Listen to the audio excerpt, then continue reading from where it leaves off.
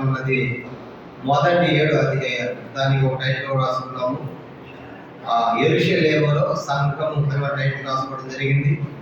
రెండో ప్రధాన భాగం ఉన్నది 8 నుంచి 12 అధ్యాయాలు. దానికి ఒక టైటిల్ రాసుకున్నాము, యోదయ సమరయ దేశంలో సంఘము అని. ఇక మూడో ప్రధాన భాగం ఉన్నది 13వ అధ్యాయం నుంచి 28వ అధ్యాయం వరకు మూడో ప్రధాన భాగం. దానికి కూడా టైటిల్ రాసుకున్నాము, అన్యుల దేశాలలో సంఘం, లేదంటే బూది గంధముల వరకు సంఘం, లేదంటే అపోస్తలుల పౌలు గారి ప్రయాణాలను టైటిల్ ఇచ్చుకుని మనం మొదటి ప్రధాన భాగాన్ని ముగించుకుని రెండవ ప్రధాన భాగంలో మన ధ్యానం కొనసాగుతుంది. రెండవ ప్రధాన భాగం ఉన్నది 8 నుంచి 12 అధ్యాయాలు అయితే మనము 10వ అధ్యాయాన్ని ముగించుకున్నాం. అంతేనా? 10వ అధ్యాయాన్ని ముగించుకున్నాం. ఈరోజు 11వ అధ్యాయాన్ని ప్రారంభిస్తాం. అపోస్తలుల కార్యములు 11వ అధ్యాయం. 10 అధ్యాయాలు మనం ముగించుకున్నాము రెండవ ప్రధాన భాగంలో. ఈరోజు 11వ అధ్యాయం మనం ప్రారంభిస్తాం. అపోస్తలుల కార్యములు 11వ అధ్యాయం. ఈ 11వ అధ్యాయం అన్నది మొత్తం మనకి 30 వచనాలు మనకు కనబడుతున్నాయి. 30 వచనాలు. దీనిని మరి 4 భాగాలుగా విభజించుకొని మనం ధ్యానం కలిగి ఉంటాం. అపోస్తలుల కార్యములు 11వ అధ్యాయం. మొత్తం మనకి 30 వచనాలు మనకు కనబడుతున్నాయి. 30 వర్సెస్, 30 వచనాలు. దీనిని 4 ప్రధాన భాగములుగా విభజించుకొని మన ధ్యానాన్ని మనము ప్రారంభించుకుంటాం. అపోస్తలుల కార్యములు 11వ అధ్యాయం. చూడండి, మొత్తం 30 వచనాలు. దీన్ని 4 పార్ట్స్గా 4 భాగాలుగా మనం విభజించుకుంటాం. దాంట్లో మొదటి 3 వచనాలు అన్నది మొదటి భాగం. అపోస్తలుల కార్యములు 11వ అధ్యాయం. మొదటి 3 వచనాలు అన్నది మొదటి ప్రధాన భాగంగా రాసుకుందాం. మొదటి సంగతి. ఆ మొదటి సంగతి ఇచ్చే టైటిల్ పేతురు గారు యెరూషలేముకు తిరిగి వచ్చుట. మొదటి 3 వచనాలకి రాసుకునే మొదటి సంగతి పేతురు గారు యెరూషలేముకు తిరిగి వచ్చుట.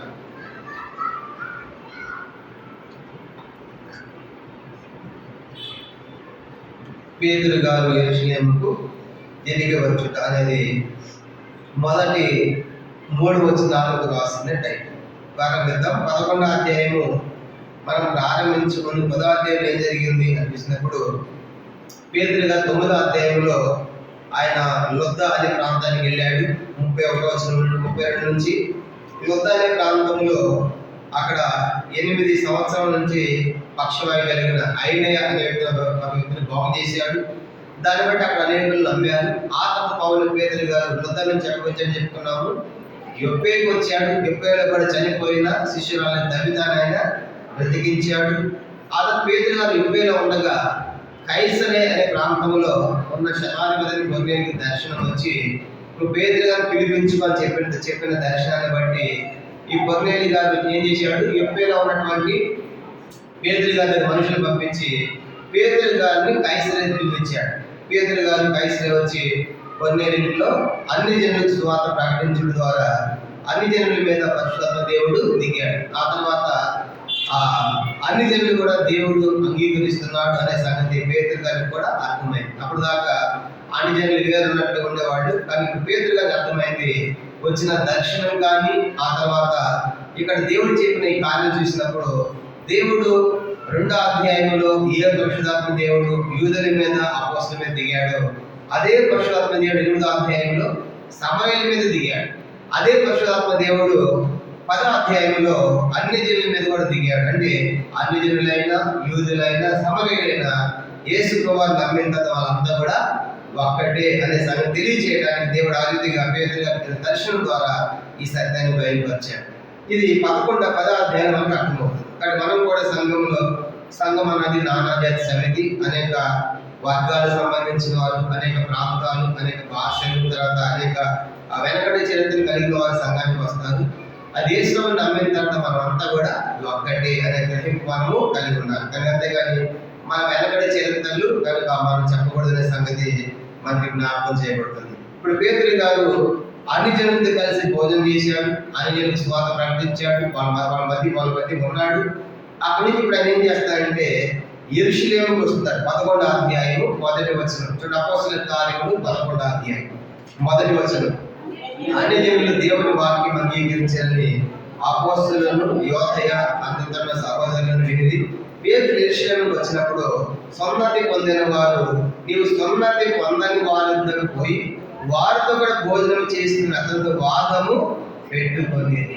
పేతురు గారు ఆయా ప్రాంతాలు సంచరించి ఎక్కడ వచ్చాడు? ఆయన తిరిగి యెరూషలేముకి వచ్చాడు. ఎక్కడికి వచ్చాడంటే ఆయన అంటే వృద్ధాకి వెళ్ళాడు, యొప్పేకి వెళ్ళాడు, ఆ తర్వాత పైన కైసరికి వెళ్ళాడు. అవన్నీ ముగించుకొని తిరిగి ఎక్కడికి వచ్చాడు? ఆయన వల్ల యెరూషలేముకి వచ్చాడు. అందరూ కూడా ఒకసారి నా మ్యాప్ చూడండి. కొత్త నిబంధన కాలస్థానాల్లో మనం చూసామంటే 3వ మ్యాప్ ఇది. దీంట్లో కింద యోదయ అని కనపడుతుంది కదా, యోదయ దేశము, దీంట్లో యెరూషలేము యోదయ దేశము.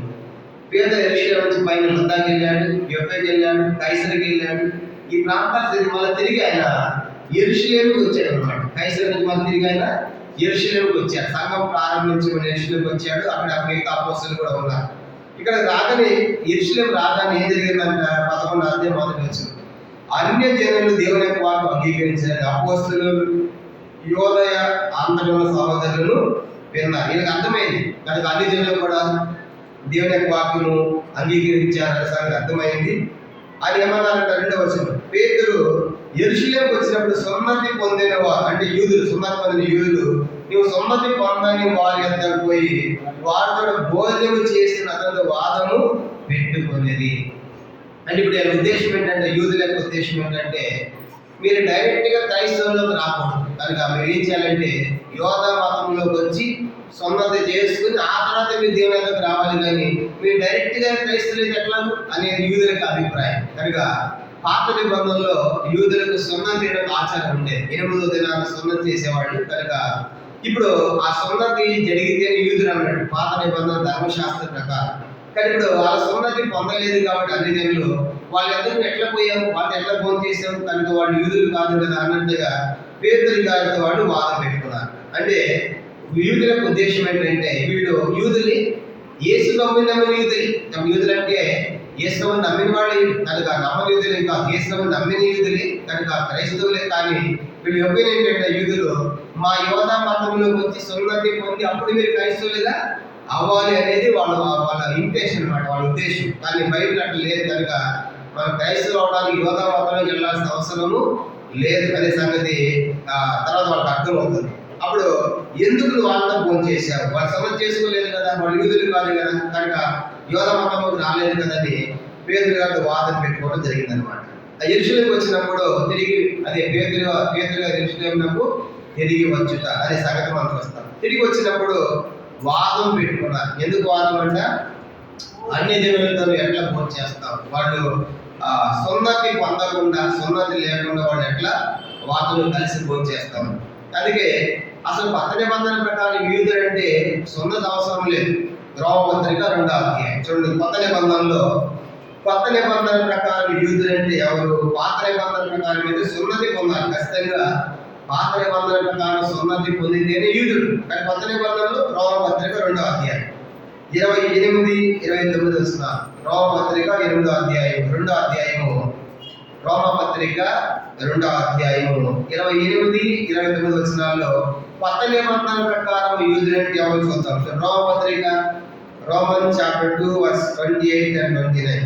బాహ్యంలో యూదుడైన వాడు యూదుడు కాదు, శరీరమందు బాహ్యమైన సున్నతి కాదు, అయితే అంతరంగమందు యూదుడైన వాడే యూదుడు. మరి సున్నతి హృదయ సంబంధమైనదే, ఆత్మీయంగా జరిగినదే, కానీ అక్షర వల్ల కలిగినది కాదు. అటు వారికి మీకు మనుషుల వల్ల కలగదు, దేవుని వల్లనే కలగదు.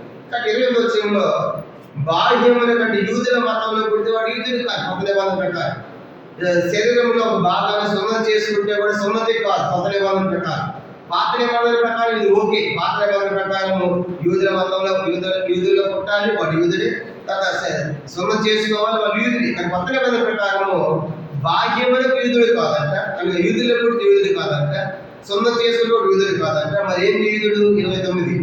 అయితే అంతరంగమందు యూదుడైన వాడే యూదుడు. అంటే అంతరంగంలో మారు మనసు పొందాలి. కనుక మారు మనసు పొంది తర్వాత హృదయానికి సున్నతి జరగాలి. అంటే హృదయంలో పడాలి, చెవులలో పడాలి, మెడలో పడాలి. కనుక అవన్నీ లోపడినప్పుడే దేవుని వాక్యానికి అట్లాంటి వాడే యూదుడు. కాబట్టి కొత్త నిబంధన ప్రకారము మారు మనస్సు పొందిన అంతరంగంలో మారు మనసు పొందిన వాడే యూదుడు. కనుక నువ్వు మారు మనసు పొందకుండా యూదుల్లో జన్మించిన నువ్వు యూదుడు కాదు. కొత్త నిబంధన ప్రకారం పౌలు గారు చెప్తాడు. కాబట్టి అలాగున ఇప్పుడు వాళ్ళు ఎందుకు వాదం పెట్టుకున్నారు. వాదనలు ఎందుకంటే వాళ్ళ ఉద్దేశం ఏంటంటే వాళ్ళు సున్నతి పొందలేదు కాబట్టి వాళ్ళ అన్ని జనులు, కాబట్టి మనం వాళ్ళతో కలిసి భోజనం చేయకూడదు అనేటువంటి అభిప్రాయం ఆలోచన వాళ్ళలో ఉంది. కానీ వాళ్ళు డైరెక్ట్గా క్రైస్తవులకు వెళ్ళకూడదు, మీరు యోగ మతంలోకి వచ్చి సున్నతి పొంది అప్పుడు మీరు క్రీస్తుని స్వీకరించాలనే అభిప్రాయం యూదులకు ఉండేదన్నమాట. వాదం పెట్టుకుంటే పేతురు గారు కూడా వాళ్ళు ఏం చేయాలి, ఇప్పుడు ఆయన కూడా తిరిగి వాదం పెట్టుకోవాలి. ఏం చేశాడంట, 11వ అధ్యాయము 4 నుంచి 18 వచనాలు రెండో సంగతి. అపోస్తలుల కార్యములు 11వ అధ్యాయము 4 నుంచి 18 వచనాలు. అపోస్తలుల కార్యములు 11వ అధ్యాయం రెండవ సంగతిగా 4 నుంచి 18 వచనాలు కనుక రెండో సంగతి రాసుకుందాం.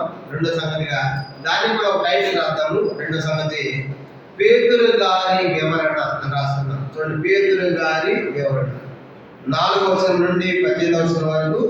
రెండవ సంగతి పేతురు గారి వివరణ అని రాసుకుందాం. పేతురు గారి వివరణ. కాబట్టి వాళ్ళు వాదం పెట్టుకుంటే పేతురుగా దానికి వివరణ ఇచ్చుకుంటున్నాడు. ఎందుకు తెలాల్సి వచ్చింది అనే సంగతి ఆయన వివరణ చెప్తున్నాడు అన్నమాట. 4వ వచనం. అందుకు పేతురు మొదటి నుండి వరుసగా వారికి ఆ సంగతి ఇలా వివరించి చెప్పారు. వాదం పెట్టుకుంటే పేతురు గారు కూడా వాదం పెట్టుకోకుండా మొదటి నుంచి అసలు ఏం జరిగింది, ఎందుకు వాళ్ళతో భోజనం చేయాల్సి వచ్చిందో మొదటి నుంచి చెప్పడం ప్రారంభించాడు. ఏం చెప్తున్నాడు, 5వ వచనం. నేను ఎప్పే పట్టణంలో ప్రార్థన చేయుచుండగా పరవశుడనైతిని. అప్పుడు ఒక దర్శనం నాకు కలిగాను. అది ఏదనగా 4 చెంగులు పట్టి దింపబడిన పెద్ద దుప్పటి వంటి ఒక విధమైన పాత్ర ఆకాశం నుండి దిగిన ఎదురుకు వచ్చాను. దాని వైపు నేను తేరి చూచి పరీక్షింపబడగా భూమి అందున్న చతుష్పాద జంతువులను, అడవి మృగములను, రాకెడు పురుగులను, ఆకాశ పక్షులను నాకు కనబడను. అప్పుడు పేతురు, నీవు లేచి చంపుకొని తినమని ఒక శబ్దము నాతో చెప్పుట వింటిని. అందుకు నేను, వద్దు ప్రభువా, నిశ్శబ్దమైనది అపవిత్రమైనది ఏది నా నోట ఎన్నడూను పడలేదని చెప్పగా రెండవ మారు ఆ శబ్దము ఆకాశం నుండి దేవుడు పవిత్రము చేసినవి నీవు నిశ్శబ్దమైనది ఎంచవద్దని ఉత్తరం ఇచ్చను. ఇలాగ ముమ్మారు జరిగను. తర్వాత అంతయు ఆకాశంలో తిరిగి తీసుకొని పోబడాను. కనుక మొదటి ఇది ఎక్కడ జరిగింది, 10వ అధ్యాయము. ఆయన చెప్పిన 10వ అధ్యాయము 10 నుంచి 16 వచనాలు. 10వ అధ్యాయంలో 10 నుంచి 16 వచనాలు ఏం జరిగిందో ఆయన ప్రార్థన చేస్తున్నప్పుడు సేమ్ అదే జరిగింది అన్నట్టుగా చెప్పాడు అన్నమాట. నేను యొప్పేరు పట్టణంలో మరి మధ్యాహ్నం నుంచి 12 గంటలప్పుడు మిది మీదకి ఎక్కాను. ఆకలితో ఉన్నాను, కింద వారికి భోజనం సిద్ధపరుస్తున్నారు. నేను పైన ప్రార్థనలో ఉండగా ఏం జరిగిందంటే, పైన ప్రార్థనలో ఉన్నప్పుడు నాకు పైనుంచి ఒక దుప్పటి వంటి 4 చెంగుల దుప్పటి వంటి ఒక కిందకు వచ్చింది. దాంట్లో పురుగులు పక్షులు ఉన్నాయి, చతుష్పాద జంతువులు అంటే 4 కాళ్ళతో పాకే పెద్ద జంతువులు ఉన్నాయి. అవన్నీ ఉన్నప్పుడు వీటిని చంపుకొని తిను అని ఒక శబ్దం ఆకాశంలో వచ్చింది. ప్రభా, నేను అపవిత్రమైన నేను ఎప్పుడు తినలేదు కదా, ఎన్నడూ తినను అని చెప్పగానే, లేదు నన్ను తిను కనుక నేను దేవుడు పవిత్రం చేసిన వాటిని నువ్వే నిషిద్ధమైనగా నువ్వే తీర్చుకుంటున్నావని అలా 2వసారి 3వసారి ఇలా జరిగింది. మొమ్మారు జరిగిన తర్వాత అది పైకి ఎత్తబడింది అని సేమ్ అక్కడ ఏం జరిగిందో అదే చెప్పాడు. ఆ తర్వాత చూడండి 11వ వచనం. వెంటనే కైసరేయుని నా ఎదురు పంపబడిన 3 మనుషులు మేమన్న ఇంటి వద్ద నిలిచి ఉండేది. అప్పుడు ఆత్మ నీవు భేదమేమీ చేయక వారితో కూడా వెళ్ళమని నాకు సెలవిచ్చును. ఈ 6 సహోదరులు నాతో కూడా వచ్చి మేము కొన్నేళ్ళు ఏంటో ప్రవేశించేదేమి. అప్పుడు అతడు నీ వివేక మనుషులను పంపి పేతులను మారుపేరుగా సీమోను పిలిపించుము. నీవును నీ ఇంటి వారందరూ ఏ మాట వల్ల రక్షణ పొందుదురు ఆ మాట అతడు నీతో చెప్పునని తన ఎంట నిలిచి తనతో చెప్పిన ఒక దేవదూతను చూసిన సంగతి మాకు తెలిపాను. నేను మాట్లాడి ఆరంభించినప్పుడు పరిశుద్ధాత్మ మన మీదకి దిగిన మన మీదకి దిగిన ప్రకారం వారి మీదకి దిగాను. కడారిగా నేను ప్రార్థన ఉన్నప్పుడు మరి ఆ కైసర పట్టణంలో కొన్నిళ్ళు అధిపతి ఉన్నాడు. అతను ఒక దర్శనం వచ్చింది. ఆ దర్శనంలో పేతురుని పిలిపించుకోమని మనుషులు పంపించాడు. కనుక ఇది అడ్రస్ కూడా చెప్పాడు. వాళ్ళు ఎప్పే పట్టణానికి వచ్చారు. వచ్చిన తర్వాత మేము ఉన్న ఇంటికి వచ్చారు. ఈ సంగతి చెప్పిన తర్వాత మేము వాళ్ళతో బయలుదేరి కైసరికి వెళ్ళాము. కైసరికి వెళ్ళి నేను వాళ్ళతో మాట్లాడటం ప్రారంభించాను. ఏం మాట్లాడుతాడు, సువార్త. 15 నేను ఆరంభించినప్పుడు పరిశుద్ధాత్మ మొదటి మన మీదకి దిగి వచ్చిన ప్రకారం వారి మీదకి దిగాను. నేను ఎప్పుడైతే సువార్త చెప్తున్నానో అలా సువార్త చెప్తా ఉన్నప్పుడు పరిశుద్ధాత్ముడు మొదటి మన మీద దిగాడే సేమ్ అలాగే వాళ్ళ మీద దిగాడు అన్నాడు. ఇప్పుడు ప్రశ్న ఏంటంటే, మొదట ఎక్కడ దిగాడు పరిశుద్ధాత్మ దేవుడు? మొదట ఎక్కడ దిగాడు? 2వ అధ్యాయంలో దిగాడు. ఎన్నో దినాలు దిగాడు అని చెప్పుకున్నాము? 50వ దినం. ఆ రోజు ఎలాగ పరిశుద్ధాత్మ దిగాడు, సేమ్ అదే పరిశుద్ధాత్మ దేవుడు అలాగే వీరి మీద దిగాడు. అంటే మనం యూదులమైన వాళ్ళ అనుజనమైన ఇద్దరు కూడా సమానమని చెప్పడానికి వాళ్ళ మీద కూడా దిగాడు. దిగితే ఏం జరిగింది చూడండి, 16 వచనం, 11, 16. అప్పుడు యోహాను నీళ్లతో బాప్తిసం ఇచ్చాడు, కానీ మీరు పరిశుద్ధాత్మలో బాప్తిసం పొందుతారని ప్రభు చెప్పిన మాట నేను జ్ఞాపకము చేసుకుంటుంది. అప్పుడు యేసువారు ఏం చెప్పాడు? ఆమె వెళ్ళిపోకుండా ఏమని చెప్పాడు?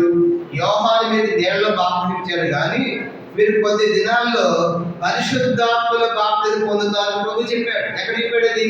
అపోస్తలుల కార్యములు 1వ అధ్యాయం. యేసు ప్రభువారు ఆరోహణమై ఎళ్ళబోయే ముందు చెప్పిన మాట 1వ అధ్యాయము చూడండి, 5వ వచనం. అపోస్తలుల కార్యములు 1వ అధ్యాయం 5వ వచనం. అపోస్తలుల కార్యములు 1:5 చదవండి.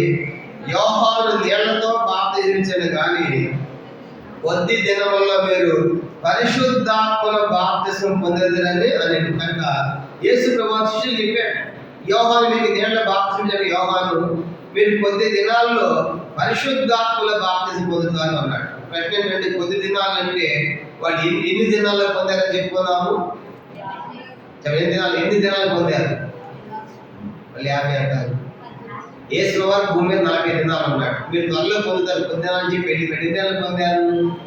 50 దినాలు పొందారు. అంటే ఎన్ని దినాలు? 40కి 50 మంది ఎంత ఉంది?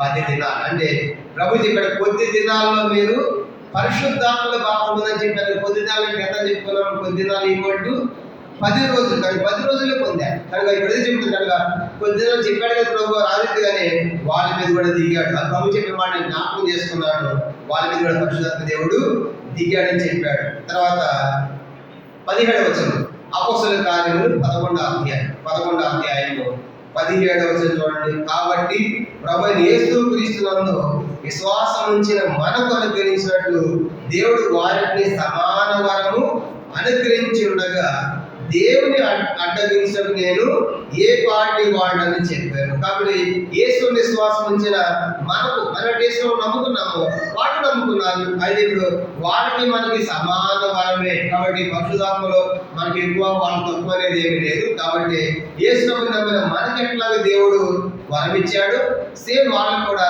సమాన వరం అనుగ్రహించుండగా ప్రభా అట్లా మాతో యూదులతో అన్నిటిలో సమానంగా ఎందుకు చేస్తావు అని నేను అడ్డగిస్తాను, నేను ఏ పార్టీ వాడు? కానీ దేవుడే మనతో వాళ్ళ సమానంగా చేశాడు అని పేదగా చెప్పాడండి. మరి అంటే యేసుతో విశ్వాసం ఉంచిన వారికి ఆయన పరిశుద్ధాత్మ వారు ఇచ్చినట్లుగా అన్ని జనులు కూడా విశ్వాసం ఉంచారు, వాళ్ళకు కూడా మనకి ఇచ్చినట్లుగానే సమాన వరము అనుగ్రహించినప్పుడు నేను అడ్డగించడానికి ఎదురు చెప్పడానికి నేను ఏ పార్టీ వాడను. దీని బట్టి అర్థం ఏంటంటే యూదులైనా అన్ని జనులైనా సమరైన అందరూ కూడా సమానమే అనే సంగతి వాళ్ళు చెప్పాడు. 18వ వచనం 11, 18 చూడండి. వారి మాటలు విని మరేమి అడ్డం చెప్పక అట్లయితే అనుజనులకు దేవుడు జీవాత్మమైన మారు మనసు దయచేసి ఉన్నాడని చెప్పుకొని దేవుణ్ణి మహిమపడు. అప్పుడు అందరూ సైలెంట్ అయిపోయారు. అట్లన్నా ఇప్పుడు దాకా మేము అనుజనులు తక్కువ అనుకున్నామే, కానీ ఇప్పుడు దేవుడు మీ ద్వారా మాకు అర్థమైంది, అనుజనులైనా యూదులైనా సమరైన అందరూ సమానమైన దేవుడు చేశాడు. కాబట్టి అన్ని జనులు కూడా దేవుడు స్వీకరిస్తున్నాడు, అనుజనులు కూడా మారు మనసు జీవాత్మైన మారు మనసు అనుగ్రహించి ఉన్నాడు అని చెప్పేసి అనుజనులు కూడా దేవుని ఎందుకు వస్తారని చెప్పేసి సంతోషించి వాళ్ళు దేవుని ఏం చేశారంట? మహిమ పరిచారు. అంతే వాళ్ళు కూడా అర్థమైంది. మిగతా అపోస్తలులకు కూడా ఏమర్థమైంది? ఇప్పుడు యేసు నమ్మిన తర్వాత యూదులని అనుజనులని సమరైన భేదము లేదు, అందరూ ఒకటైన సంగతి. ఇప్పుడు అపోస్తలులందరికీ మంచి క్లారిటీ వచ్చింది, మంచి పిక్చర్ వచ్చింది అన్నమాట. కాబట్టి అందరూ ఒకటే యేసు నమ్మిన తర్వాత సంగతి ఇప్పుడు మిగతా అపోస్తలులకు కూడా దీని ద్వారా అర్థమైంది. దీంతో మనకి రెండవ సంగతి సమాప్తం. రెండవ సంగతి ఏమని రాసుకున్నాము? 4:18 పేతురు గారి వివరణ. పేతురు చక్కగా వివరణ ఇచ్చాడు, వాళ్ళకి అర్థమైపోయింది. దాన్ని బట్టి వాళ్ళకి అర్థమైపోయింది మనం అంతా ఒకటే. ఇక మూడవ సంగతి అన్నది 19 నుంచి 26 వచనాలు. అపోస్తలుల కార్యములు 11వ అధ్యాయం 19 నుంచి 26 వచనాలు మూడవ సంగతిగా రాసుకుందాము. దాన్ని ఇప్పుడు ఒక టైటిల్ రాద్దాము. మూడవ సంగతి దేవుని తోడుకు విస్తరణ రుజువు. దేవుడు తోడుగా ఉన్నాడు, విస్తరణ రుజువు అవుతుంది. దేవుని తోడుకు విస్తరణ రుజువు. దేవుని తోడుకు విస్తరణ రుజువు అని రాసుకోవాలి. దేవుని తోడుకు విస్తరణ రుజువు. ప్రారంభిద్దాం 19వ. ఇప్పుడు దేవుడు వాళ్ళ తోడుగా ఉంటున్నాడు, సంఘం విస్తరిస్తా ఉంది, అది రుజువు కూడా అవుతుంది అనేది ఈ 3వ సంవత్సరం మనం చూస్తాం. దేవుని తోడుకు విస్తరణ రుజువు అనేది 3వ టైప్ మనం ప్రారంభిద్దాం. 19వ చూడండి, అపోస్తలుల కార్యములు 11-19. స్తెఫను విషయంలో కలిగిన శ్రమను బట్టి చెదరిపోయిన వారు యూదులకు తప్ప మరి ఎవరికి వాక్యం బోధింపక ఫెనీకే, కుప్ర, అంతియోకియ ప్రదేశముల వరకు సంచరించారు. కాబట్టి ఇప్పుడు స్తెఫను విషయంలో కలిగిన శ్రమను బట్టి అందరూ చెదరిపోయారంట. స్తెఫను విషయంలో ఏం శ్రమ కలిగింది చెప్పండి. స్తెఫను విషయంలో స్తెఫను ఏం చేశారు? వాళ్ళు రాళ్లతో కొట్టి రేడాధ్యాయం. రాళ్లతో కొట్టినప్పుడు క్రైస్తవ ప్రపంచ చరిత్రలో ఏమని చెప్పి మొట్టమొదటి హతసాక్షి వాడని చెప్పుకున్నాం. కానీ ఇప్పుడు ఒక వ్యక్తిని చంపారు. మొదటి క్రైస్తవ హతసాక్షి స్తెఫను చనిపోయినప్పుడు అందరికి బాధ కలిగి ఉంటుందా? కలిగి ఉంటుందా? కలిగి ఉంటారుగా, బాధపడి ఉంటారు కనుక. చూడండి, అయ్యో మన మధ్య సహోదరు చనిపోయాడు స్తెఫను గారని అందరూ బాధపడ్డారు కనుక. కానీ అద్భుతం ఏంటంటే స్తెఫను గారి మరణం శ్రమను బట్టి సువార్త విస్తరించిందంట. చూడండి, సువార్త విస్తరించడం ఏమని రాయబడింది? కలిగిన శ్రమను బట్టి చెదరిపోయిన వారు ఈ నెలలు దాక్కోలేదు. ఏం చేశారంట? యూదులు తప్ప మరి ఎవరిని వాక్యం బోధనక ఫెనీకే, కుప్ర, అంతియోకియ ప్రదేశం వరకు సంచరించారు. అంటే ఇప్పుడు స్తెఫను గారు బహుశా ఆయన మాటించబోదు అక్కడే ఉండేవాడు, ఒకే దగ్గర కట్టబట్టుకుని ఉండేవాడు. ఇప్పుడు దేవుడు మొత్తానికి శ్రమ ద్వారా అందరూ చెదరగొట్టాడు, చెదరగొట్టి చేశాడు కనుక శిష్యులైన వారు, విశ్వాసులైన వారు అందరూ కూడా ఆయా ప్రాంతాలకు ఏం చేసినట్టు చెదరిపోయారు. చెదరిపోయి ఇప్పుడు ఏం ప్రకటించారు? వాళ్ళు చెదరిపోయి ప్రకటించారు, సువార్త ప్రకటించారు. అంటే ఇప్పుడు స్తెఫను గారి మరణం ద్వారా కలిగిన మేలేంటి? సువార్త వ్యాపకం, ఇతర ప్రాంతాలకు సువార్త వ్యాపించి. అందుకే కొన్నిసార్లు కొన్ని మరణాలు దేవుడు ఎందుకు అనుమతిస్తాడు అనేది కొన్నిసార్లు మనం బాధపడతాం. అయ్యో ఆ వ్యక్తి చనిపోయాడు, ఆమె చనిపోయింది, ఆ సహోదరిని బాధపడతాం. కానీ మనము మన కుటుంబాల్లో మరణాలు వస్తాయి, చనిపోతారు. కానీ చనిపోయినప్పుడు దేవుడు మాకు అన్యాయం చేసాడు, ఒకటే కొడుకు తీసుకున్నాడు, యోగులాగా 10 మంది పేరు ఒకసారి తీసుకున్నాడు, దేవుడు అన్యాయం చేశాడు చెప్పకూడదు. కనుక మనం కూడా ఎలా స్థితిపడాలంటే స్తెఫను గారి మరణాన్ని దేవుడే కోరుకున్నాడు కనుక ఆయన మరణం ద్వారా ప్రపంచ ఇతర ప్రాంతాలకు సువార్త వ్యాపించడానికి ఆయన మరణం ఉపయోగపడినట్లుగా మనం చూస్తాం. అందుకే ఆ మధ్య మరి ప్రవీణ్ నగర ఆయన కూడా చంపేశారు కదా. ఆయన మరణంలో కూడా జరిగింది చెప్పండి. ఆయన మరణంలో కూడా క్రైస్తవులు చాలా బాధపడి వేదన పడి కనుక దుఃఖపడినప్పటికీ అన్ని జనులు చాలా మంది యూట్యూబ్లో చూస్తామంటే ఒక ఆమె ఉంది, ఆయన వీడియోస్ నేను చూసిన తర్వాత ఆయన నిజంగానే చంపారు. ఒక ఆమె చెప్తుంది కనుక ఆయన చంపారు, నేను ఆయనతో మాట్లాడితే బాగుండేది బ్రతికొండగా అనుకోవాలి అని ఒక అధికారులు చెప్తుంది కనుక ఆయన చెప్పాడు. కానీ మతం కాదు, ముందు మానవత్వం ముఖ్యమన్నాడు. ఎన్ని మంచి కార్యం చేశాడు, ఎంతమంది అనాథ పిల్లలు సాగినాడు కనుక ఆయన చూసినప్పుడు చాలా అద్భుతమైన సాక్ష్యం అని వాళ్ళు. ఆయన చనిపోయిన తర్వాత ఆయన వీడియో వినడం ప్రారంభించారు. అంటే సువార్తని బతికున్న దానికంటే చనిపోయిన తర్వాత ఇంకా ఎక్కువ అయిపోయింది. కాబట్టి దీన్ని బట్టి మనకి అయ్యో ఆయన చనిపోయినా మనం బాధపడకూడదు కనుక. అంటే దేవుడు ఆయన మరణం ద్వారా ఏ విస్తరింప చేశాడు చెప్పండి? సువార్త. ఈ ప్రశ్న ఏంటంటే మనం కూడా ప్రభా నా మరణం కూడా అలా ఉండాలి. ఎందుకంటే ఒకరోజు ఏదో విధంగా మనం చనిపోతాం కనుక హార్ట్ అటాక్ చనిపోవచ్చు, తర్వాత యాక్సిడెంట్ ద్వారా చనిపోవచ్చు, వృద్ధాప్యం చనిపోవచ్చు, అనారోగ్యాలు, జబ్బులు, వ్యాధుల ద్వారా ఏదో ఒక రోజు ఏదో ఒక విధంగా చనిపోయేది మనము అయితే ప్రభా నా మరణం ద్వారా కూడా ఇతర సువార్త ప్రకటించబడితే అనేక ప్రభుని నమ్మితే ఎంత బాగుండు. నా మరణం ద్వారా కూడా అది సువార్త వ్యాపకం అవ్వాలి అని అట్లాంటి మరణాలు మనం కోరుకోవాలి. అంటే ఏదో చనిపోయేది దేవుని కోసం చనిపోతే ఎంత బాగుంది, దేవుని కోసం చనిపోతే ఎంత బాగుంది. అది పౌలు గారు ఏమంటాడు తెలుసా? ఆయన ఎట్లా మరణించాలని కోరుకుంటున్నాడు? ఫిలిప్పీ పత్రిక 1వ అధ్యాయం. ఆయన చావు ఎట్లా ఉండాలని కోరుతున్నాడంటే చూడండి, ఫిలిప్పీలకు రాసిన పత్రిక 1వ అధ్యాయం. ఫిలిప్పీలకు రాసిన పత్రిక 1వ అధ్యాయం. ఆయన చావు ఎట్లా ఉండాలని కోరుకుంటున్నాడు? ఫిలిప్పీలకు రాసిన పత్రిక 1వ అధ్యాయం 19వ వచనం. ఫిలిప్పీ 1:19. మరియు నేను ఏ విషయంలోనూ సిగ్గుపడక ఎప్పటి వలన ఇప్పుడు పూర్ణ ధైర్యంతో బోధించడం వలన నా బ్రతుకు మూలముగానైనా సరే, చావు మూలముగానైనా సరే, క్రీస్తు నా శరీరమందు ఘనపరచబడాలి. కానీ నేను బతికినా చనిపోయినా ఆయన వరకే బతకాలి అది 21 చెప్పాడు. 21 నా మట్టుకైతే బ్రతుకుట క్రీస్తే, చావైతే లాభం. అంటే పౌలు గారు ఏం కోరుకున్నాడంటే నా బ్రతుకు మూలంగానైనా సరే, నా చావు మూలంగానే సరే, కాబట్టి క్రీస్తు గణపరచబడాలి, అనేక ప్రభు నమ్ముకోవాలి కానీ అలాగే నా మరణం ఉండాలి అని ప్రభు కోరుతున్నాడు. కాబట్టి ఈరోజు కొన్ని కుటుంబాల్లో మరణాలు వచ్చినప్పుడు చాలా మంది బాధపడతారు. మరి వాస్తే బాధ దుఃఖం ఉంటుంది. ఎందుకంటే అందరాలు వాళ్ళతో ఉండి విడిచిపెట్టి వెళ్ళిపోతున్నప్పుడు కొంచెం వేదన దుఃఖం ఉంటుంది, అది సహజమే. అయితే ఆ మరణము క్రైస్తవ కుటుంబాల్లో మరణాలు మరి ఎంటేర్చాలి అన్నప్పుడు దేవుడు మరణాన్ని కూడా మనకు ఒక ఆస్తిలాగా ఇస్తాడు. మరణం కూడా ఏంటి, ఒక ఆస్తి, ప్రాపర్టీ. కానీ ఆస్తి మంచివాడు కూడా నాకి అంటాము లేదా, కానీ పంచుతారు అనుకోండి, మాపడే ఇవ్వండి సార్ అంటాడు. మరణం కూడా తీసుకోండి, అప్పుడేమంటాము, ఇది మా వద్దులే సరిగ్గా మేము బతకాలంటాం. కానీ దేవుడి యొక్క వాక్యం ఏమంటుందంటే ఆస్తి కూడా మీ, మరణం కూడా మీది. 1 కొరింథీ పత్రిక 3వ అధ్యాయం చూడు, పౌలు రాస్తూ అంటాడు మరణాన్ని మనకు ఆస్తిలాగా ఇచ్చాడు. అందుకే మరణం కూడా మనం సేకరించాలి. ఒక దినం నాకు వద్దు అని అనకూడదు. 1 కొరింథీ పత్రిక 3వ అధ్యాయం 22, 23 వచనం చదువుకుంటాం. 1 కొరింథీ పత్రిక 3వ అధ్యాయం 1 కొరింథీ పత్రిక 3వ అధ్యాయము 22, 23 వచనాలు మనం చదువుకుంటాం. 22 పౌలైనను అపోలైనను యాపాయినను లోకమైనను జీవమైనను మరణమైనను ప్రస్తుతమందునైనను రాబోని సమస్తమును మీవే, మీరు క్రీస్తు వారు, క్రీస్తు దేవుని వాడు. దీంట్లో జీవం మీదే, మరణము కూడా మీవే.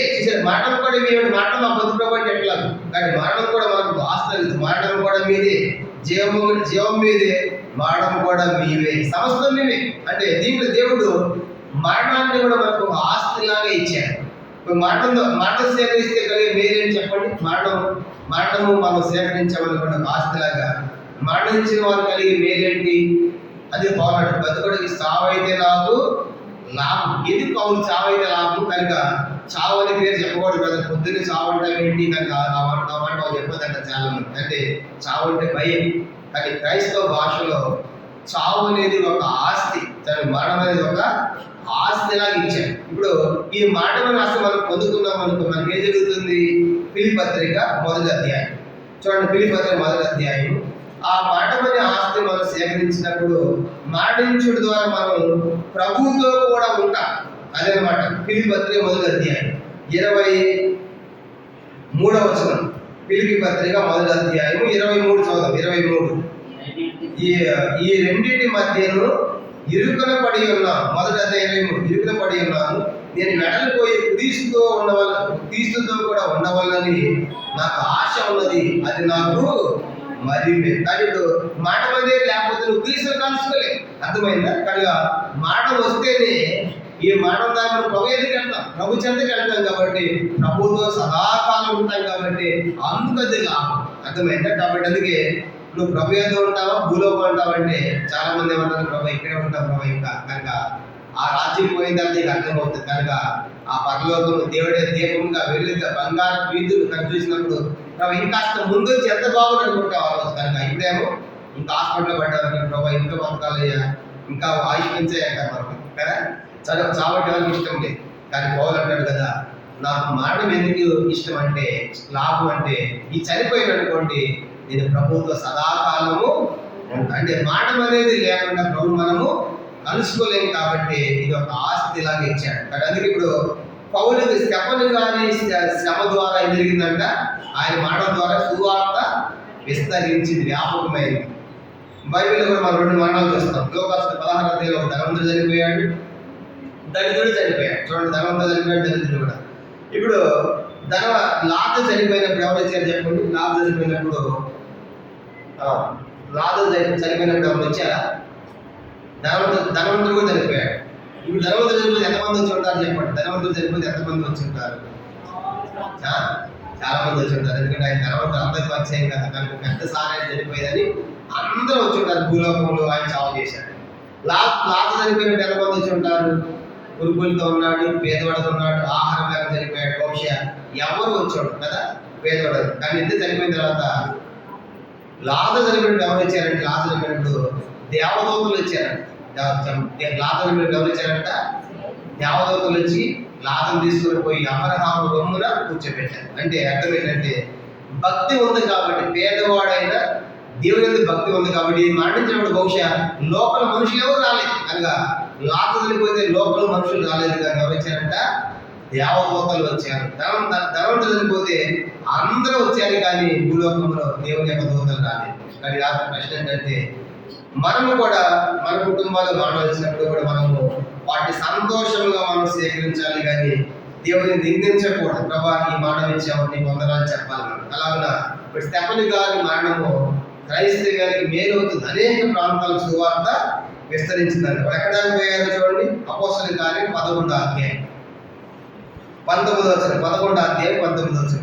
స్టెఫనీ విషయంలో కలిగిన శ్రమను బట్టి చెదరిపోయిన వారు యూదులు తప్ప మరి ఎవరికి వాక్యం బోధింపగా ఫెనీకే, కుప్ర, అంతియోకియ ప్రదేశం వరకు సంచరించింది. అంతియోకియ అంటే అదేమని చెప్పుకున్నాం? అంతియోకియ అంటే సిరియా దేశం. ఏంటంటే సిరియా దేశం. అందరూ కూడా ఒకసారి బైబిల్ ఉన్న మ్యాప్ చూడండి. ఈ కొత్త నిబంధన కాలం పాలస్తీనా మ్యాప్ చూపిస్తాను చూడండి. మ్యాప్లో కింద యెరూషలేం మనకు కనబడుతుంది కదా, ఇది యెరూషలేం దేశం అన్నమాట. దీంట్లోనే క్షమించండి, యోదయ దేశం. యోదయ దేశంలో యెరూషలేం పట్టణం. యోదయ దేశము, ఆ పైన సమరయ దేశము, ఆ పైన గలిలయ దేశము, అలా కారణం దమస్కు కనబడుతుంది కదా, దమస్కు ఇదనమాట. ఈ దమస్కే సిరియా, ఇక్కడ అంత్యోకియ. అంటే ఇక్కడ ప్రారంభమైన శ్రమ ద్వారా యెరూషలేం అంతా సువార్త వెళ్ళింది, సమరైపోయింది, పైన గలిలైపోయింది. అంటే యోదయ, సమరయ, గలిలయ 3 దేశాలు దాటి 4వ దేశం దమస్కు దాకా వెళ్ళింది సువార్త. అంటే ఇప్పుడు ఆ సిరియా దేశంలోని అంత్యోకియ దాకా వెళ్ళిందంట. అంతే చెదరిపోయిన వారు ఇప్పుడు అక్కడ దాకా సువార్త తీసుకెళ్ళారు. ఎక్కడ తీసుకెళ్లారు? సిరియా దేశం. సిరియా దేశం అంత్యోకియ. అందుకే పౌలు గారు 9వ అధ్యాయం చదువుకుని 9వ అధ్యాయంలో ఎక్కడ దాకా పోయాడు ఆయన? దమస్కు దాకా పోయేందుకు అక్కడ దాకా పోయిన క్రైస్తవులు పట్టుకొని రావాలని. కానీ ఇప్పుడు అక్కడ ఆ సిరియా దేశంలోని అంత్యోకియ ప్రదేశం దాకా సువార్త విస్తరించిందని స్టెఫనీ గారి మరణం ద్వారా. ఏం జరిగింది? 20వ వచనం. అపోస్తలుల కార్యములు 11వ అధ్యాయం 20వ వచనం చదవండి. కుప్రీయులు కొందరును, కురేనీయులు కొందరును వారిలో ఉండేది. వీరు అంత్యోకియకు వచ్చి గ్రీస్ దేశం వారితో మాట్లాడుచు ప్రభువైన యేసును గురించిన సువార్త ప్రకటించి ప్రభు హస్తం వారికి తోడై ఉండేది కనుక నమ్మిన వారు అనేకులు ప్రభు తట్టు తిరిగిరి. వారి గురించిన సమాచారము యెరూషలేములో సంఘపు వారు విని బర్నబాను అంతియోకియ వరకు పంపిణీ. ఇప్పుడు ఏం జరిగిందంటే ఆ ప్రాంతానికి వెళ్ళాక చదివిపోయిన శిష్యులు విశ్వాసమైన వారు కనుక సువార్త ప్రకటించారు. ఎవరెవరు ఉన్నారు అక్కడ? కుప్రీలు ఉన్నారు, కురేనీలు ఉన్నారు, గ్రీస్ వారు ఉన్నారు. వాళ్ళందరూ సువార్త ప్రకటిస్తే వాళ్ళు చాలా మంది నమ్మిన ప్రభు తట్టు తిరిగారు. అంటే ప్రభు తట్టు తిరిగారంటే ఏర్పడినట్టు సంఘము ఏర్పడింది. ఇప్పుడు సంఘము ఇప్పుడు సంఘములు ఎవరు ఉన్నారు? కుప్రీలు ఉన్నారు, కురేనీలు ఉన్నారు, గ్రీస్ వారు ఉన్నారు, యూదులు ఉన్నారు. అంటే ఇప్పుడు సంఘం అంటే నానా జాతి సంఘం. చెప్పండి, సంఘం అంటే ఏంటంట? అంటే ఇక్కడ ఒకే కులం వాళ్ళు ఉండరు, లోకంలో ఉంటారు, కుల సంఘాలు ఉంటాయి. కనుక మా కులం అంతా రావాలండి అంటే చూడొచ్చు. కనుక ఇది కుల సంఘం కాదు. యేసు వారి యొక్క సంఘం అనేది కుల సంఘం కాదు. ఇదే సంఘం చెప్పండి. అపోస్తలుల కార్యములు 20వ అధ్యాయం 28లో రాయబడింది. 28లో దేవుడు తన స్వరక్తం ఇచ్చి సంపాదించిన సంఘం. కాబట్టి ఈ సంఘములు అందరూ ఉంటారు. కనుక రకరకాల కులాలు, మతాలు, కనుక వెనకటి చేతి కలిగిన వాళ్ళు అందరూ ఉంటారు. కనుక దాంట్లో కురేనీలు ఉంటారు, కుప్పీలు ఉంటారు, యూదులు ఉంటారు, గ్రీసులు అందరూ ఉంటారు. కనుక సంఘం అనేది అందరూ ఉంటారు. కాబట్టి ఇక్కడ ఉన్న వాళ్ళంతా, ఇక్కడ ఉన్న వాళ్ళంతా ఒకే ప్రాంతంలో, ఒకే కులమా, ఒకే ప్రజల కాదు. కనుక ప్రకటన 5:9లో చెప్తాం కదా, ఆయా భాషల నుంచి, ఆయా వంశం నుంచి, ప్రతి జనము నుంచి మనుషులు రక్తము తాగిన అన్నాడు. కాబట్టి సంఘం అనేది రకరకాల ప్రజలప్పుడు కూడా అంత్యోకియ సంఘంలో అద్భుతమైన సంగతి ఏంటంటే వాళ్ళు ఐక్యమత్యంగా ఉన్నారండి. మొదటి సంగతి ఏంటి? అంత్యోకియ సంఘంలో నానా జాతి సమితి, అంటే కుప్రీలో ఉన్న, కురేనీలో ఉన్న, గ్రీస్ వారు ఉన్న, యూదులు ఉన్న, రకరకాల ప్రజలు ఉన్నప్పుడు కూడా మనంతా కూడా ఐక్యతతో ఉన్నారు. ఎంతో అద్భుతమైన సంఘం ఇది. కానీ ఈరోజు ఉన్న సంఘాల్లో అలాంటి ఐక్యత లేదు. ఇక్కడ రకరకాల ప్రజలు ఉంటారు, రకరకాల చరిత్ర కలిగిన వారు ఉంటారు, వెంకట చరిత్రలు. అయితే ఈనాడు మన సంఘాలు లోపించింది ఏంటంటే ఐక్యత మనలో లేదు. కానీ అంత్యోకియ సంఘంలో రకరకాల ప్రజలు ఉన్నప్పటికీ కూడా వాళ్ళంతా ఐక్యతతో ఉన్నారు, ప్రభువుని నమ్మారు, సంఘం ఏర్పడ్డారు. ఇప్పుడు అంత్యోకియలో సంఘము ప్రారంభమైంది. ఎవరు ప్రారంభించారు? చెదరిపోయిన శిష్యులు అన్నమాట ప్రారంభించారు. ఇప్పుడు ఇక్కడ సంఘం ఏర్పడిన తర్వాత ఏం జరిగిందంటే, ఇక్కడ సంఘం ఏర్పడింది సిరియా దేశంలో అంత్యోక్య సంగతి యెరూషలేములో చెప్పారంట. చెప్పగానే 22 వచ్చిన వారిని గురించిన సమాచారము యెరూషలేములో ఉన్న సంఘపు వారు విని బర్నబాను అంతియోక్య వరకు పంపిరి. ఇప్పుడు అదే అక్కడ సంఘం ఏర్పడిన సంగతి అపోస్తలులకు తెలిసిన తర్వాత అక్కడ పంపిస్తే బాగుంటుంది, ఇది హెడ్ క్వార్టర్ కదా, యెరూషలేము అనేది అని చెప్పింది కేంద్రం, అక్కడ స్వార్థ ప్రారంభమైంది కదా, ఒక బ్రాంచ్ లాగా మూలన సిరియా దేశంలో సంఘం ఏర్పడింది కాబట్టి ఇక్కడి నుంచి వాళ్ళని పంపిస్తే బాగుంటుందని ఆ సంఘంలో సభ్యుడు అయినటువంటి ఒక వ్యక్తి, ఆయన పేరే బర్నబా. ఎవరి బర్నబా చెప్పుకున్నాము? 4 అధ్యాయం కుప్రా ద్వీపానికి చెందినవాడు, ఇతడు ఒక ధనవంతుడు, ఒక లేవీని కుమారుడు. తర్వాత పేరు యోసేపు అసలు పేరు అయితే, కానీ బర్నబా అనే పేరు పెట్టారు. ఎందుకు?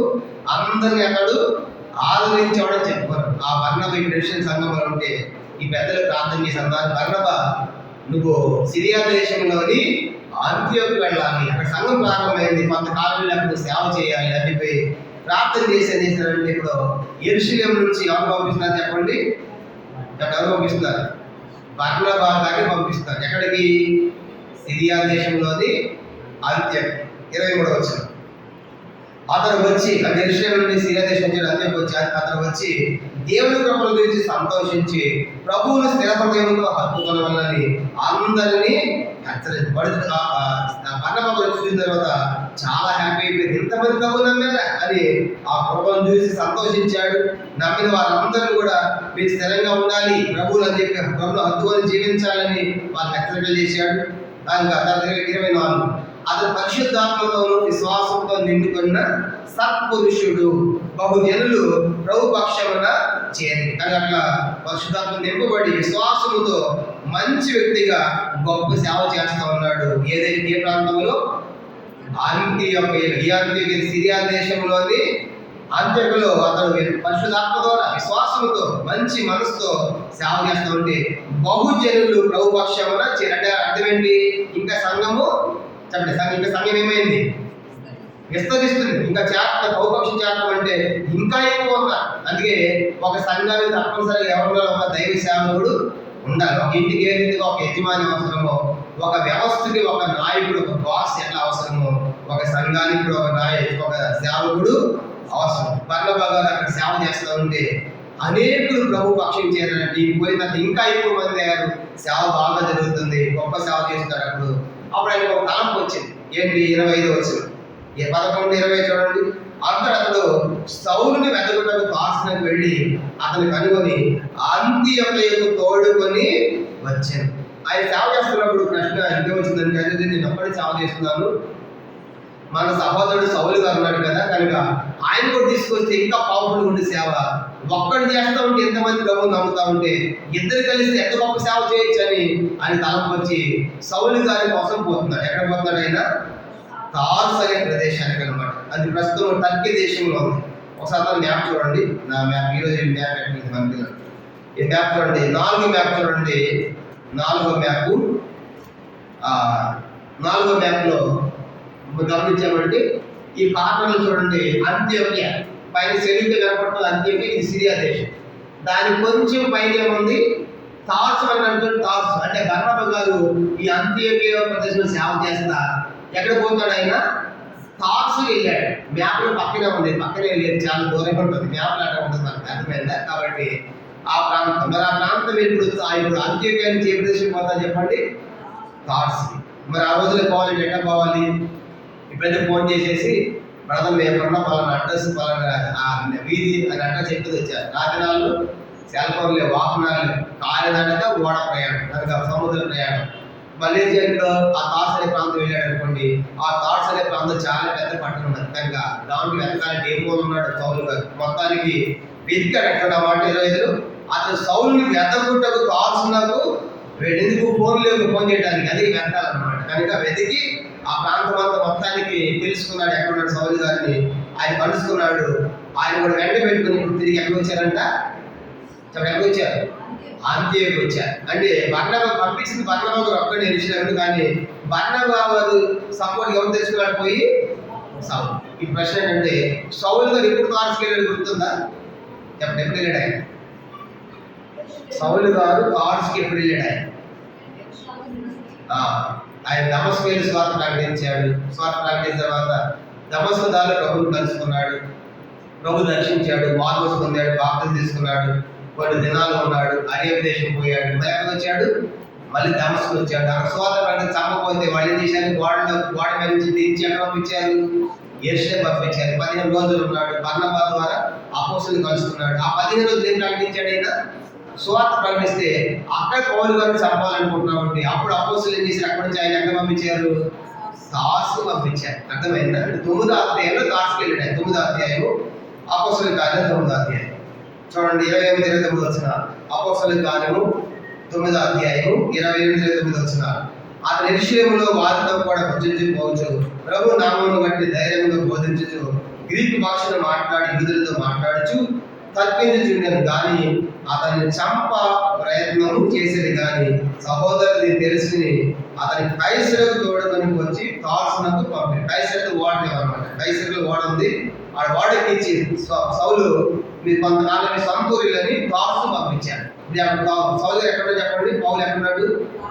తార్సు ఉన్నాడు. అది ఇప్పుడు బర్నబా గారు యెరూషలేము నుంచి ఎక్కడ పోయాడు?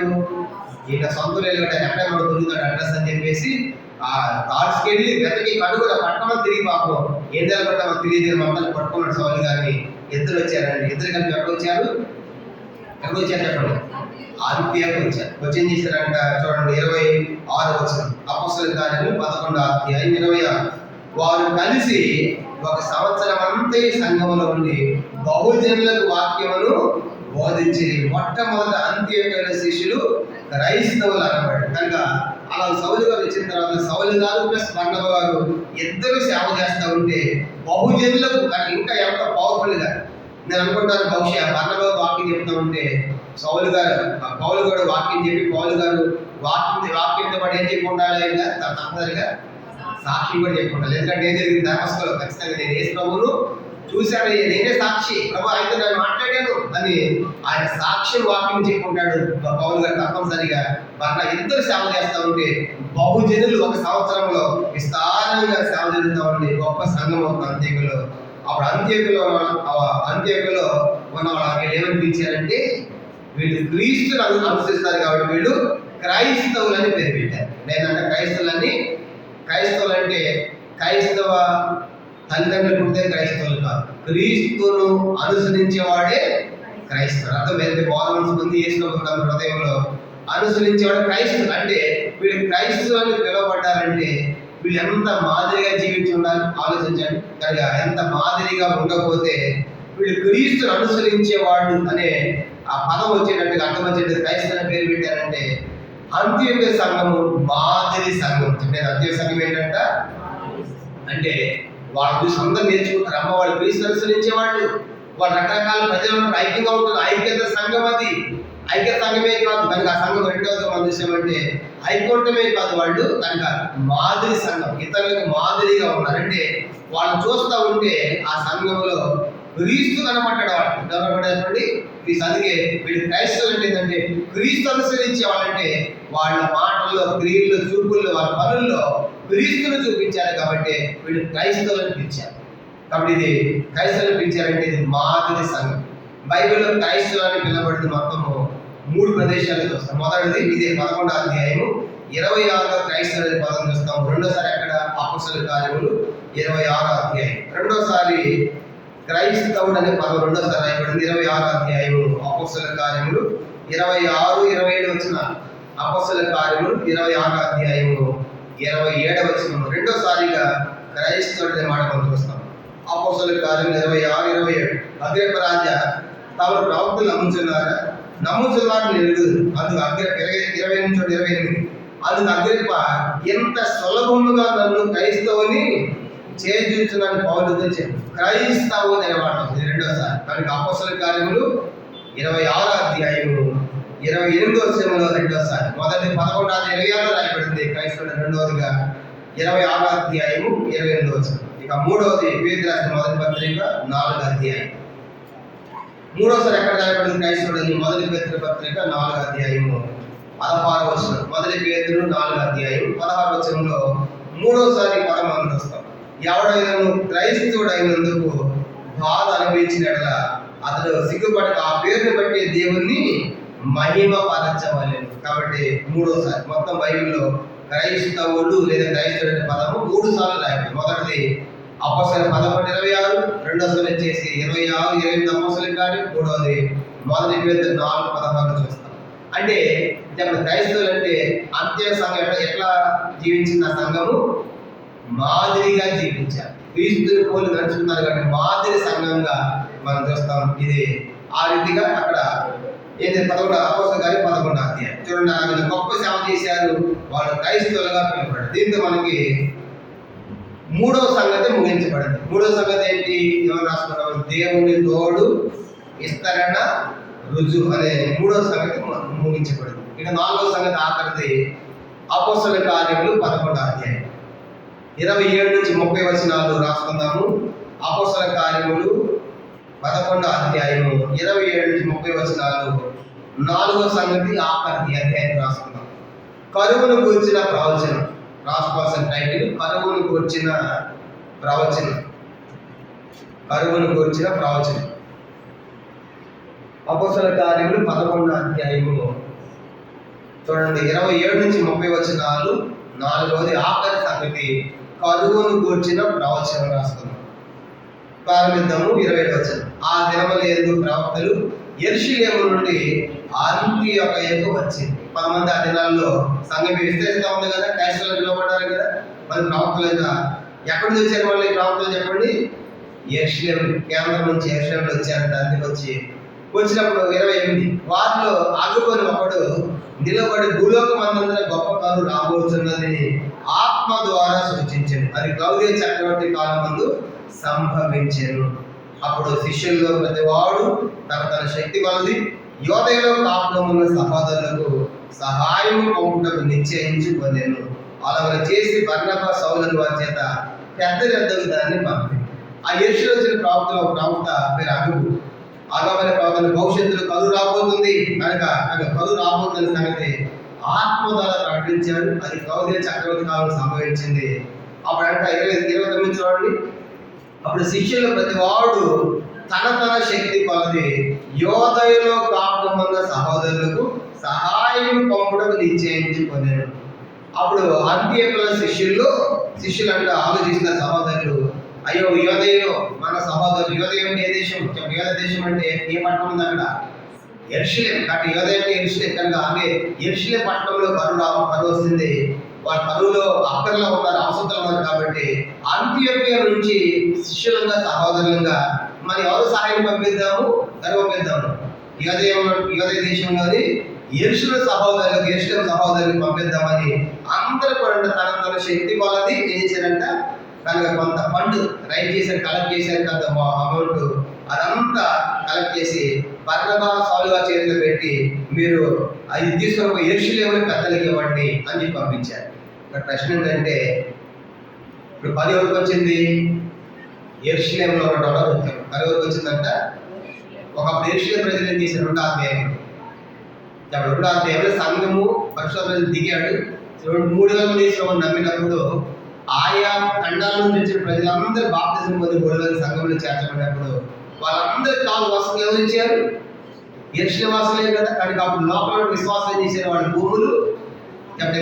భూములు ఇండ్లు ఆస్తులు నమ్మే చేశారు. అపోస్తలుల పాదం పెట్టి అయ్యా చాలా మంది ప్రభుత్వం నమ్మారు, వీళ్ళంతా 5 గంటలు వచ్చారు కనుక మీరే వాడండి వాళ్ళకున్న ఇండ్లు భూములు ఆస్తులను అందించారు.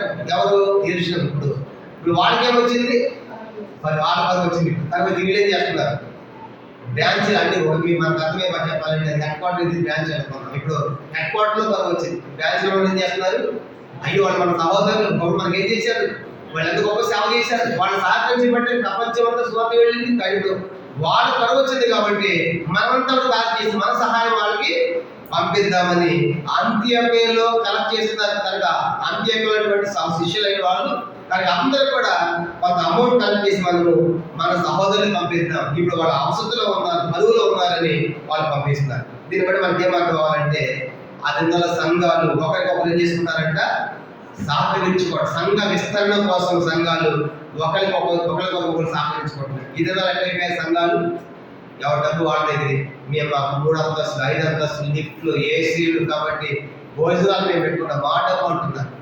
ఆ దినాలు అలాగే ఆ దినాల్లో ఎక్కడ అవసరం ఉన్న సహోదరుని వాళ్ళు పంపించారు, అక్కడ సేవ డెవలప్ చేశారు.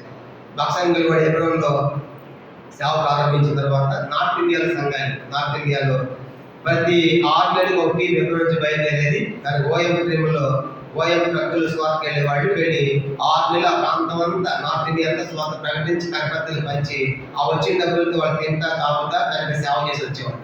ఆ టీం లాగా మరొక టీం వెళ్ళేది. అంటే ఎప్పుడు ఒక టీం నార్త్ ఇండియాలో సేవలు తిరుగుతూ ఉండేది పక్సంగా టైం.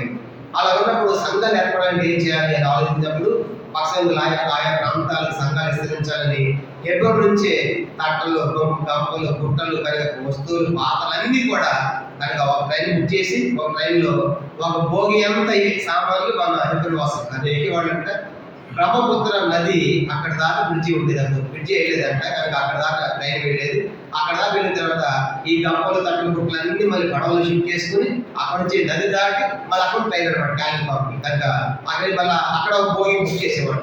ఆ భోగి అంతా మన వాడు హెబ్రోన్ నుంచి ఇవన్నీ దాంట్లో వేసుకుని అట్లా తీసుకుని పోయి అక్కడ సేవ ప్రారంభించారు. అట్లా ప్రారంభించిన సంఘాలు ఈరోజు పశ్చిమ బెంగాల్ కాలింపాంలో సంఘం ఏర్పడింది. కనుక డార్జిలింగ్లో సంఘం ఉంది, కనుక నేపాల్లో సంఘం ఉంది, తర్వాత గ్యాంగ్టక్లో సంఘం ఉంది. కనుక ఇప్పుడు నార్త్ ఇండియాలో చాలా ప్రదేశాల్లో సంఘాలు ఏర్పడడానికి దాని సహాయం అంతా ఎక్కడి నుంచి పోయి చెప్పండి, ఎక్కడి నుంచి? హెబ్రోన్ నుంచి అలా తీసుకొని పోయి ఇవన్నీ కూడా విస్తరింపే సంఘాలు పెట్టారు. అలాగా నార్త్ ఇండియాలో అనేక ప్రాంతాల్లో సువార్త విస్తరించడానికి వాళ్ళు సహాయం పంపించింది ఎవరన్నా ఇప్పుడు హెబ్రోన్ నుంచి. అర్థమైందా? కానీ మనకేం అర్థమవుతుందంటే అది నెల సంఘాలు ఇవి మాది కాదని మాకు సంబంధించిన కాదనుకోలేదు వాడు. కనుక ఎక్కడైతే క్రైస్తవం ఉన్నారు ప్రభు స్వాత జరగాలి దానికోసం వాళ్ళు సమర్పణతో చేసినట్టుగా చూస్తాం. ఇది నాలుగు విచారం ఏంటంటే ఎంతో డబ్బు ఉంటుందని చాలా మంది మా డబ్బు కనుక మా బ్రాంచీలకే పెడతాం, మా సంఘానికే పెడతాం, మేమే గిఫ్ట్లు, మాకు వేసేది, మాకే మొదటి సండే చికెన్ భోజనం, మటన్ బిర్యానీ ఇలా చేసుకునే సంఘాలు కూడా ఉంటాయి. మన సంఘాలు ఎంత విచారం అంటే ఇది ఆలోచించాలి. ప్రారంభ సంఘాలు ఒకప్పుడు వాళ్ళు సహాయం చేసేది, వాళ్ళు ఏం చేస్తున్నారు, తిరిగి వీళ్ళ సహాయాన్ని పంపిస్తారు. సహాయం ఎట్లా పంపిస్తారంట? 11వ అధ్యాయం 29వ వచనం, 11-29 చూడండి. అప్పుడు శిష్యుల్లో ప్రతి వాడును తన శక్తి కొలది, అంటే అందరూ ఒకే సహాయం పంపాలి. మనం ఇది ఏం చేస్తాము? ఆఖ్యాన్ని పంపిందట, ఈయనంత పంపిందట, ఆమె సాగు దిగింది, ఆమె సామర్థ్యం ఆమె ఇస్తుంది. కనుక అది అర్థమైందా? ప్రతి వాడు మన శక్తి వల్ల అందరూ ఒకే కదా. ఆ 500 నేను కూడా 500 ఇస్తాను, ఆ 5 5,000 ఇస్తాను, అప్పించేది కాదు. అర్థమైందా? నీ సామర్థ్యం ఎంత? ఆ పెద్ద ఉద్యోగాలకు 1,00,000 ఇవ్వచ్చు, కనుక అలా ఏం తక్కువ అనుకో అది తక్కువ ఇవ్వచ్చు. నీ శక్తి ఎంత ఇవ్వదు అంత ఇవ్వాలి, కానీ ఆపిస్తే నేను ఇస్తాను, ఇంత ఇస్తాను, అంత ఇస్తాను అనుకోండి. అర్థమైందా? ఇక్కడ అడ్వైజర్ వాళ్ళు తన శక్తి నాకు ఎంత ఇచ్చావు, నాకు ఎంత ఉంది కదా, కాబట్టి నేను ఎంత ఇస్తాను సంతోషంగా. ఎవరు ఎంత ఇవ్వగలరు అంత సమర్పించుకున్నారు, పోగు చేశారు. ఆ పండంతా కలెక్ట్ చేసి ఇప్పుడు అక్కడ సేవ చేసింది ఎవరు చెప్పండి? సేవ చేసింది ఎవరు? అంతేకులు పౌలు గారు వాళ్ళ చేతిలో పెట్టి, అయ్యా ఇది తీసుకుని పోయి యేషువుల పెద్దలకు అప్పగించు, వాళ్ళకి ఎవరికి అవసరమో వాళ్ళకి పంచి పెడతారని అలా వాళ్ళ పెద్దలు దాన్ని పంపించారు. దీంతో మనకి 11వ అధ్యాయం సమాప్తం. 11వ అధ్యాయం మొత్తము 30 వచనాలు, 4 సంగతులు. మొదటి 3 వచనాలు మొదటి సంగతి ఏమని రాసుకున్నాము? పేతురు గారు యెరూషలేమునకు తిరిగి వచ్చుట. రెండో సంగతి 4 నుంచి 18 వచనాలు పేతురు గారి వివరణ. మూడవది 19 నుంచి 26 వచనాలు దేవుని తోడుకు విస్తరణ రుజువు. 4 దాకా 27 నుంచి 30 వచనాలు పరువును కూర్చిన ప్రవచనం. దీంతో మనకి 11వ అధ్యాయం మనకు ముగించబడ్డాయి. ప్రభు చిత్తం ముందు దినాల్లో 12వ అధ్యాయం మనం ప్రారంభిస్తాం. మోకరించండి, ప్రార్థన చేసుకుంటాం.